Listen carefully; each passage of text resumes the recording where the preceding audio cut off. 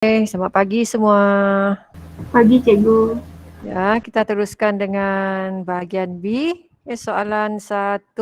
Nyatakan lokus bagi rajah di bawah. Okay. Kita lihat pada rajah buah apel yang jatuh ke dalam bakul di mana asalnya buah apel itu berada dekat atas. Bila dia jatuh, cikgu buatlah lokusnya. Cikgu lukis lokus bila jatuh seperti ini. Ada murid yang jawab garis ke bawah. Itu tidak diterima. Anda mesti tulis garis lurus. Okay. Bila anda jawab garis lurus, baru cikgu terima. Anda tulis cikgu garis ke bawah, cikgu tak boleh terima. Sebab dalam lokus cuma ada garis lurus, lengkung atau lengkok. Okay. Garis lurus. Ada yang jawab dengan cikgu garis lurus mencancang pun cikgu terima. Okay. Garis lurus mencancang pun diterima. Okay. Nombor 2. Kata melompat dari satu tempat ke satu tempat. Okay, ada yang jawab bila dia lompat, ini katakan dia berada kat sini asalnya. Bila dia lompat, tengok dia lompat. Okay. Anda jawab lengkok, boleh. Okay, lengkok. Ada juga jawab lengkong, cikgu terima lengkong. Okay, lengkok, lengkong terima. Bulat, susahlah. Jadi yang cikgu terima lengkok dan lengkong. Okay, yang anda tengok sekarang ni. Sebab dia tak bagi asalnya. Kalau dia bagi asal, kita boleh tentukan. Okay, macam tadi, ini ada asalnya, ini memang garis lurus lah. Mencancang. Ini lengkok, lengkong cikgu terima. Okay, kita pergi ke soalan seterusnya. Okay, hitung nilai X dan Y yang memuaskan persamaan linear serentak berikut. Nanti ujian akan datang, setiap kali dia akan tanya kemahiran ini. Okay. Anda boleh guna dua kaedah, kaedah penghapusan atau kaedah penggantian. Cikgu guna penghapusan yang kita biasa buat dalam kelas, penghapusan. Label dulu persamaan pertama, kemudian persamaan kedua. Okay, seterusnya cikgu nak tanya anda nak tambah ke tolak persamaan 1 dan 2 ini? Okay, macam mana nak buat? Anda tengok dululah. Kalau boleh, kita cari yang paling senang. Paling senang adalah kita cari huruf sebutan yang sama. Maksudnya sebutan yang sama, pemboleh ubah yang sama. Kalau dia ada 6X, 5X, X dia memang sama. Tapi nilai nombor ini tak sama. Jadi agak susah anda nak buat. Anda cari yang ada 2 dan 2. Y dan Y. Okay, pemboleh ubah sebutan yang sama. Okay, jadi kita akan guna negatif 2Y dan positif 2Y. Okay, sekarang persoalannya, anda nak tambah atau tolak kedua-dua persamaan ini? Yang mana satu yang anda rasa betul? Tambah.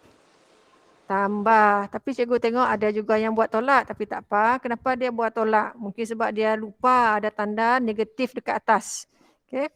Sekarang cikgu tunjuk perbezaan dia apabila anda tolak dan anda tambah. Okay. Yang dimasukkan tolak atau tambah yang cikgu buat kolom ni. Ini kolom biru ini. Jika anda tolak,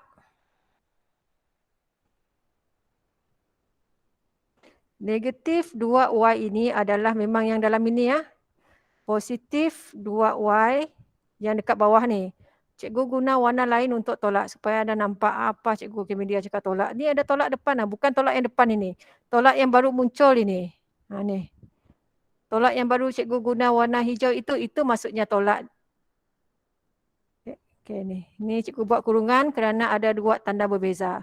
Okay, jadi cikgu harap anda dapat bezakanlah tolak itu maksudnya kita menolak 2. Negatif 2Y kita tolak dengan positif 2Y. Okay, jadi bila anda tolak, negatif positif dia akan jadi negatif. Okay, cikgu tulis negatif 2Y, negatif 2Y, negatif 2, negatif 2 akan jadi negatif 4Y. Jadi ni bukan hapus ni, dia makin tidak hapus, ni bukan hapus. Tak boleh guna tolak.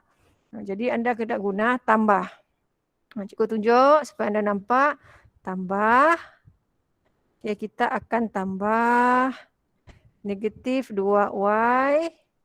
Ini yang asal ni, negatif 2y, positif 2y cikgu ambil dari sini. Kita letak tambah. Tambah. Okay. Okay, bila tambah positif, dia masih kekal lah. Ni sama. Negatif 2y, positif 2y, dia akan jadi sifar. Ini baru kita katakan dia terhapus. Sebab itu nama kaedah ini kaedah penghapusan. Sebutan ini akan terhapus, tidak ada lagi sifar. Okay, jadi yang paling sesuai adalah tambah. Kita akan guna tambah lah. Cikgu jelaskan bezanya bila anda guna tolak dengan tambah. Okay, sekarang kita tambah. Okay, ini cikgu biarkanlah. Cikgu tak tulis sebab dia sudah hapus. Okay. Cikgu akan tulis. Cikgu guna warna lain. Okay. Cikgu tulis sini 1. Maksudnya persamaan 1 ini kita akan tambah dengan persamaan nombor 2. Okay. Tambah 6x. Ambil dekat atas. Tambah dengan nombor di bawah ni. Tambah 5x. Ambil nombor dekat atas. 26 tambah 18. Okay, 6x tambah 5x berapa? 11. Ya, 11x. Sebelahnya jadi berapa? Ya. 44. Okey, 44. Tapi ini masih 11x ni. Macam mana cikgu nak jadikan dia x? Apa perlu buat untuk jadikan dia x? Siapa boleh ingat? Ya, bahagi. Tapi kita nak bahagi berapa? Macam mana kita nak tahu apa nombor yang kita nak bahagi ni? Kita nak bagi berapa? Okey, kita akan bagi. Cikgu sambung di bawah, dapat conteng sini. Oh, tak dapat. Jadi cikgu tulis di bawah. 11x ini, kalau kita nak jadikan x, kita akan bagi dengan nombor di depan x itu sendiri. Okey, bagi 11. Sebelah kanan pun mesti bagi dengan nombor yang sama. Okey, bagi 11. Baru kita dapat x sama dengan 4. Okey, boleh berhenti sampai sini?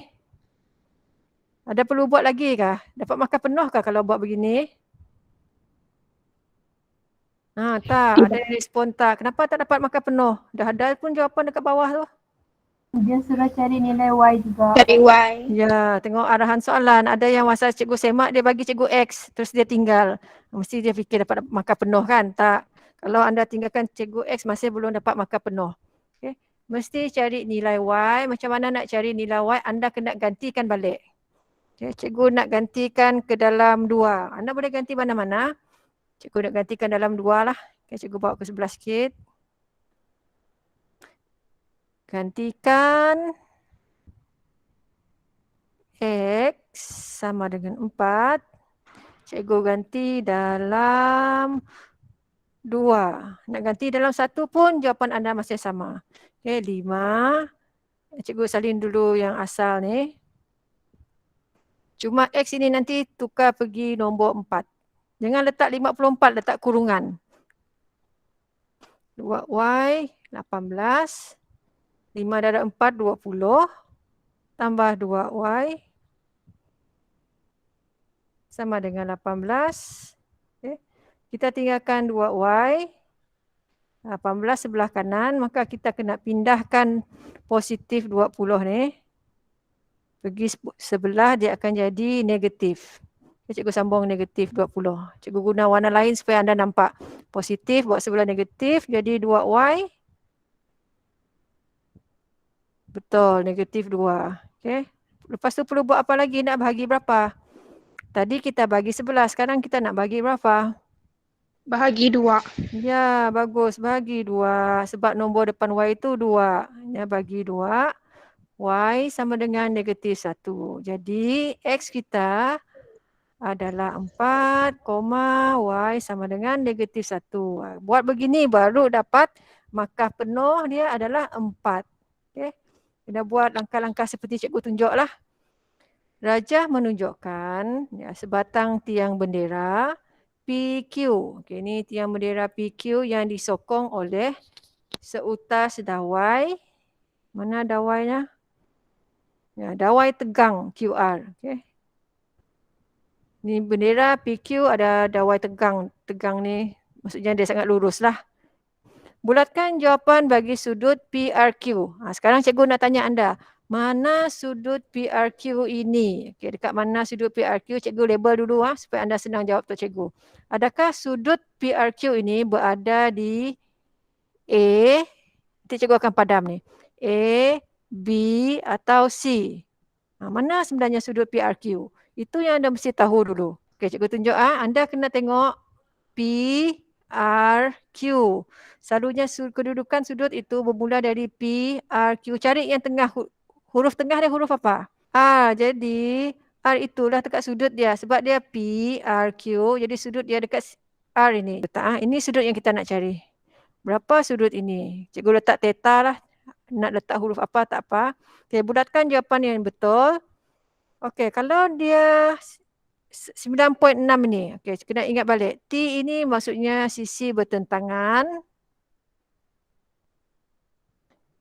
Ada juga sudut S. S maksudnya sisi bersebelahan.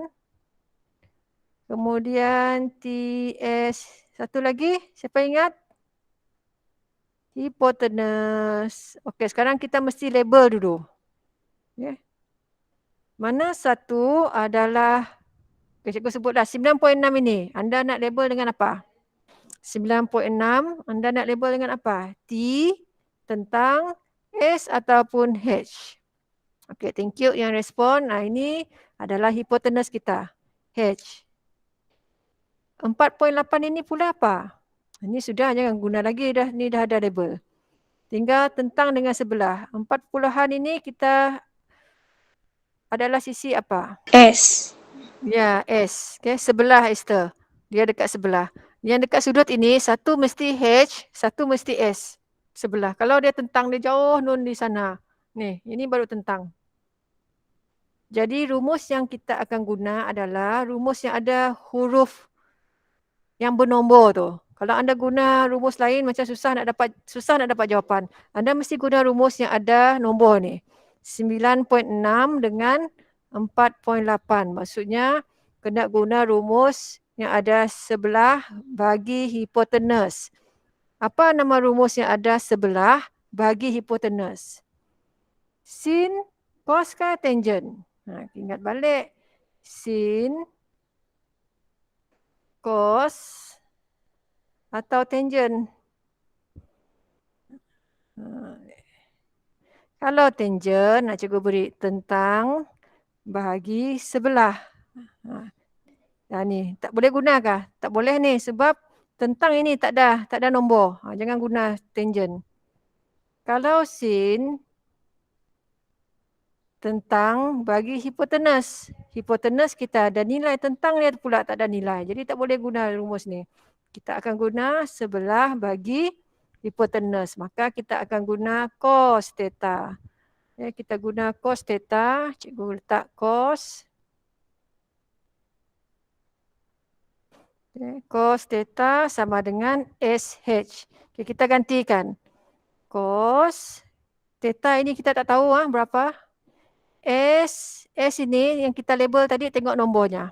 Okay, nombornya 4.8, gantilah 4.8. Bahagi hipotenus, tengok hipotenus 9.6. Cuba tekan kalkulator untuk cikgu, bahagian yang cikgu bulat sekarang ni. Ni. Kamu tekan kalkulator untuk ini dulu. Berapa ni? 0.5. Okay, thank you. 0.5. Tapi dia minta sudut saja. Bermaksud theta ini tinggal, theta ini sudut. Kena tekan kalkulator cos yang ada negatif 1 tu. Okay. Shift. Kemudian tekan cos. Nanti akan wujud dia ada negatif 1. Sifar 0.5. Okay, berapa jawapannya? Kena guna kalkulator ni, tak boleh main agak-agak. Tekan kalkulator. Cari dulu kalkulator. Dia tekan. Ya, 60 darjah. Jadi jawapannya adalah 60 darjah. Jawapannya ini saja. Ini satu markah. Tapi anda kena tunjuk cara. Okay, apa-apa penyelesaian matematik, anda mesti tunjuk cara. Kadang-kadang jawapan dia 1. Macam ni. Anda buat jalan kerja ini, mana-mana salah satu yang betul cikgu nampak, cikgu akan beri 1. Okay, 1, 2 markah.